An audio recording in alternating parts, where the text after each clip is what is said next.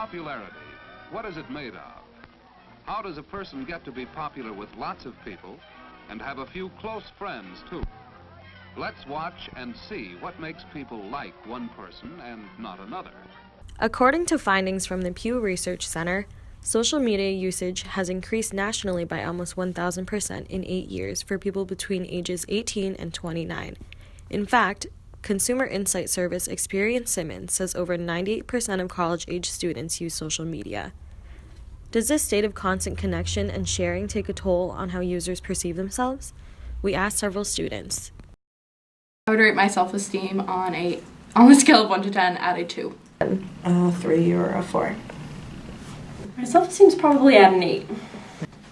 If I was honest, I would say a 4 or 5. But if I was lying to you, I would say a 7 or an 8. Social media is very prevalent, as we know. It's almost impossible to avoid it. It's impossible to be a teen girl or boy and not and feel normal without participating in some kind of social media. In a survey conducted by Edelman Burland, 1 in 2 girls out of 1,016 say they're on social media all the time.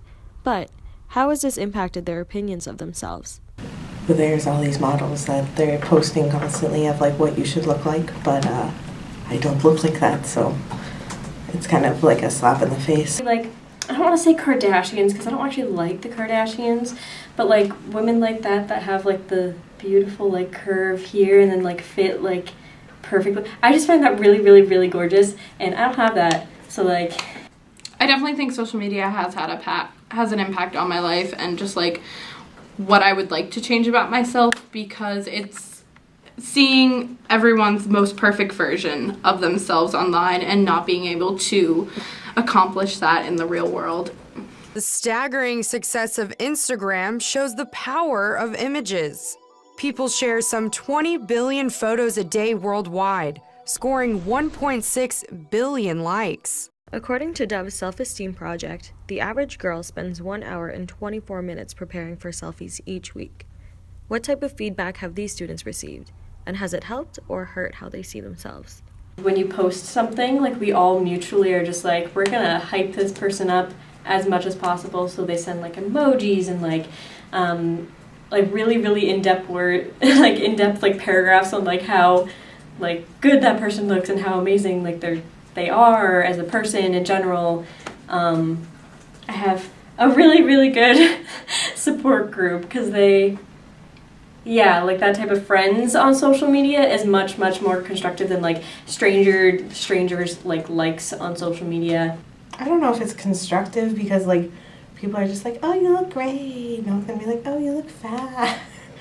Do you know what I mean though? Because like no one's gonna, or most people will point that out, and no one's gonna be like. So I guess it's discouraging to an extent, because like no one's giving you true feedback.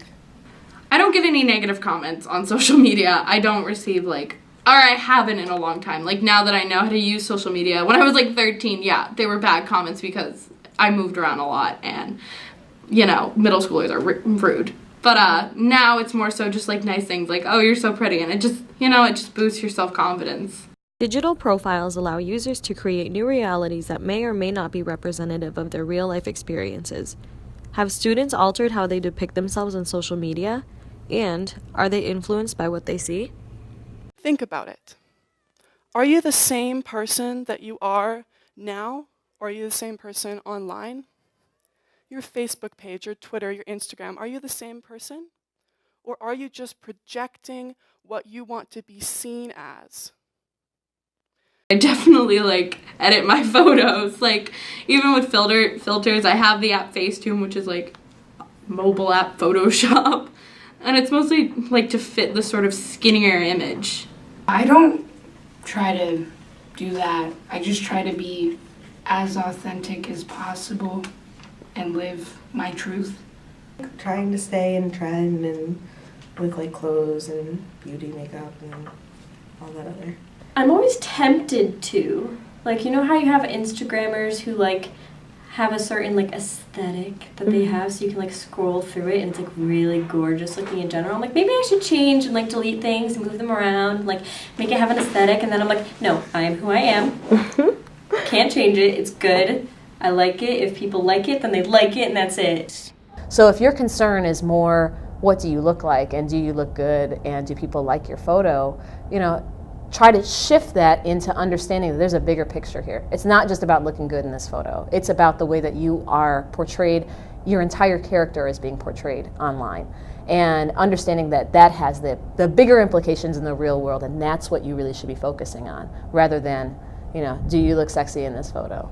Since social media doesn't seem to be going anywhere anytime soon, how can we cope with the negatives it brings while embracing the positives?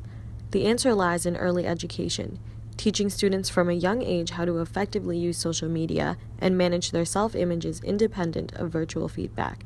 After all, the effects could either be detrimental or favorable, depending on what we do now. Think about it.